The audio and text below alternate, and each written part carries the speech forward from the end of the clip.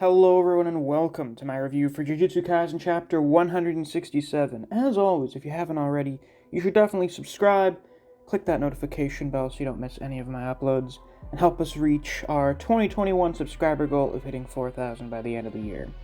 So, we get a few interesting things in this chapter. One of them's kind of a big bombshell, no pun intended. But first one is the completion of the Higuruma plotline thus far. Higuruma makes the rule that you can trade points with other players, and then he gives one of his 2 extra points to Yuji so that none of them are not getting any points over the course of the 19 days. So, thank you, Higuruma. And then Higuruma leaves and says that once this is all over, he plans on turning himself into the police because he killed the judge and the prosecutor in that courtroom for no reason. He murdered them in cold blood, and he deserves to be prosecuted for that. So, just goes to show what a fucking Chad Higuruma is.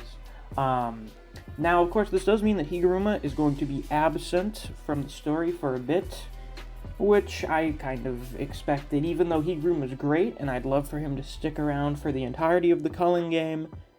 It was kind of to be expected that this, new side character would not be here for the whole thing, especially since he's kind of strong.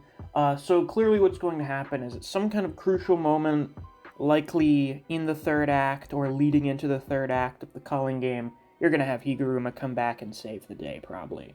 So that should be exciting whenever it happens, and we'll be eagerly awaiting his return whenever that's going to be. I'm still really not sure how long the Culling game in its totality is going to be, because it seems like it's being split up into multiple arcs. The Culling game could technically be considered kind of like a saga or something, like how the arcs leading up to Shibuya could technically be like a saga or something. I consider it like how the Arrancar saga is a saga, because it contains multiple different arcs. You've got the Arrancar Invasion, Hueco Mundo, Fake Karakura, Deicide. Those are all different arcs as part of one overarching story. And what we seem to be getting here is basically a separate arc for each Tokyo colony. This is Tokyo Colony number 1. Presumably, when we go to look at what Hikari is doing, that's going to be Tokyo Colony number 2 for a while. It's numbered like the Origin of Obedience chapters and the Shibuya Incident chapters. So, categorize the Culling game as whatever you will. Now, we get into the actual kind of big, important thing in this chapter. So Reggie and Remy haven't been off-screen, and we find out that Reggie's a pretty clever guy, pretty smart guy, which we could have already figured based on the fact that he seems to manipulate people into getting points for him, pretty much, is that he's actually attempting to acquire allies, because he doesn't believe the Culling game is actually what it's supposed to be. You see, the plan for amassing cursed energy doesn't make any fucking sense. It makes 0 sense, because you're amassing a bunch of sorcerers and a bunch of cursed energy, but in each colony you're gonna have one person who's just on a way higher level than everyone else, and they're just gonna kill everyone. We've already seen that with Higuruma and Kashimo. So this is kind of like a not really good plan. And then you bring into consideration the teleportation thing for when you enter the Culling game, how some people just die instantly. The cursed energy is just gone then. What's the fucking point? And the point is that the Culling game is actually a front. The Culling game is essentially, seemingly, like a giant distraction or something from whatever Kenjaku's real plan is. And essentially, once everyone except the really strong sorcerers like Kashimo and Higuruma are left, he's just gonna kill them all by, dropping a bomb or something. And we see that Kenjaku is here talking to some people that are speaking in Chinese, and he's speaking Chinese as well. So, what the fuck's going on? Now, it has been brought into question. Is the bomb literal or metaphorical? Is he going to drop like an actual atom bomb on Japan? Poor taste. Or is he going to do something that works effectively like a bomb but isn't literally one? Now if he's over here talking to the Chinese government, assuming this is the Chinese government, that's just, like, why would he go and talk to anyone else if he plans on doing something like massive scale for the entirety of Japan? And Japan and China don't like each other, so it would probably not be a terrible idea to go to the Chinese if you want to do something fucked up in Japan. It would presumably be the Chinese government if he's going there to try and get like a fucking nuke or something. So that's what I would think.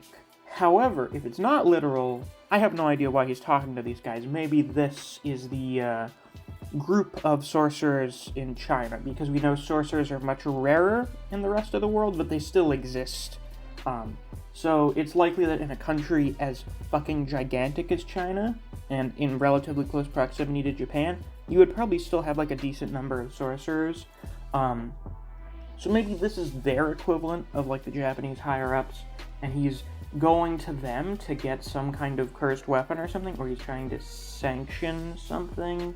And this goes to show again what Kenjaku was talking about at the end of the Shibuya incident, the international involvement that's going to come about with the aftermath of Shibuya, because Japan's basically monopoly on curse energy makes it both a potential asset to other countries, and it makes them a threat. Especially when you have big imperialist powers like China, we could see the United States at some point. They're gonna be like, boy, that cursed energy shit sure is something. If we can't control it, we should probably just wipe it off the face of the earth. That could happen. Now, what I think for the metaphorical bomb is that could probably be Sukuna. Probably is Sukuna, if you ask me. That just seems like sort of the most likely thing that it would be. Because Sukuna has been described by Kenjaku as a bomb before, in the context of the Goodwill event. And, well, if you wanted something that can kill, like, almost anyone in the world, it would be Sukuna. We already saw Sukuna was effectively like a miniature nuke when he vaporized a whole chunk of Shibuya. So, if you made Sukuna, like, full-powered, all 20 fingers, I assume Kenjaku either has or knows where the other fingers are. And then, you know, is maybe working with some plan to free Sukuna. Because we already know that it seemed like Yuji's existence was planned out by Kenjaku, and it was probably for the purpose of him becoming Sukuna's vessel so that Sukuna could be resurrected. And that's probably kind of a linchpin in his plan, is Sukuna doing stuff. So it's quite possible that all of the other sorcerers get killed off, we only have like the 10 strongest ones remaining, and then Kenjaku just has Sukuna pop up and massacre all of them. But then we have to question, why would Kenjaku want to kill all other sorcerers? Why would he want to do that? As of now, it's really not clear what the purpose of that would be. As far as I'm aware, if you guys have some theories on it or something, you're welcome to share it down in the comments. Anyway, before I get into the last bit of this week's chapter, I'd like to give a shout out to my wonderful patrons. Special thanks to Fuse, Neo, Dijon Redden, Anthony Chavez, Honey Mustard, Zach Rowitz, K-God, Chris Redfield, Scratch23, Rat, Ryzen 4K, Artist, Mac Campaign, Wave of Manga, Chuck's Feed and Seed, Jakester EZ, and our newest patron, Play Free Labs. Thank you all very much for supporting me on Patreon. I greatly appreciate it. And if you too want to get access to reviews for Soul Leveling and the Boxer, or you just want to get shoutouts and videos, you can always become a patron as well. There's a link to my Patreon down in the description. Now, the last kind of important thing to talk about in this chapter is that, one, Reggie's not weak. He stabs Jade Hound in the mouth. which is impressive because we know how fucking durable Jade Hound is. Now, you could argue that because it's like the inside of the mouth, it wouldn't be as durable.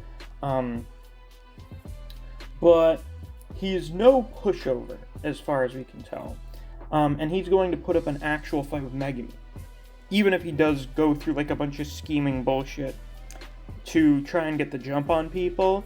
Seems like he just does that because it's more effective, and also his main goal is currently just recruiting people, it's not killing people.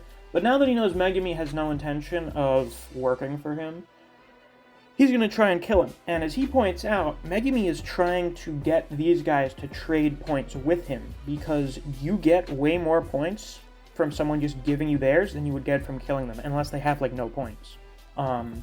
So, because he's not fighting with the intent to kill, he's not fighting at his full power, and that's a bad idea. Now, I do think it's a possibility that Reggie is going to end up pushing Megumi into killing him. We've already brought up the idea at the start of this arc that Megumi is not opposed to killing people. He will kill someone if he has to. And I think Reggie is setting himself up as a prime candidate for, well, you know, that. So we'll see what happens with this fight. But then, an eyeball falls out of the sky, like out of nowhere, and then seems to explode. And it's not really clear what the deal with that is. I originally thought that may have been Reggie's technique, but then it was pointed out that it may be someone else's. In this chapter, we get the idea of there being a select few number of sorcerers who are basically the strongest in their respective colony. I'm going to assume the angel is the strongest in hers, and maybe the comedian is the strongest in his. The ones we were introduced to ahead of time. So this eyeball is probably not one of those, like, 100-pointers, or, you know, we don't have anyone else at 100 points, but one of the people that are up there, maybe it is. I mean, just because there's going to be, like, one really strong guy in each colony doesn't mean there can't be, like, 2 or 3. So this could be maybe another one of the contenders for the strongest person in the colony, or this is just Reggie's technique. Who knows? I guess we're going to find out next week, or the week after, because I know, Shonen Jump issue 2 is going to have a Yuta one-shot, and I don't know if that's next week, because I don't understand the weekly Shonen Jump schedule. I think it's next week. I don't know, we'll find out. I mean, we're going to be getting a review for a Jujutsu chapter either way. Though since one-shots are pretty long, I imagine it's going to end up being kind of a long reaction next Friday, so I guess you should probably look forward to that. And if you are, be sure to like, comment, subscribe, and click that notification bell so you don't miss any of my uploads. I do Jujutsu Kaisen chapter reactions and reviews every week. If you enjoy discussing Jujutsu Kaisen with other people, or you just enjoy the content I produce on this channel, I highly suggest you check out my Discord server. I have a link to that down in the description. Thanks for watching. I'll see you guys around. Take care.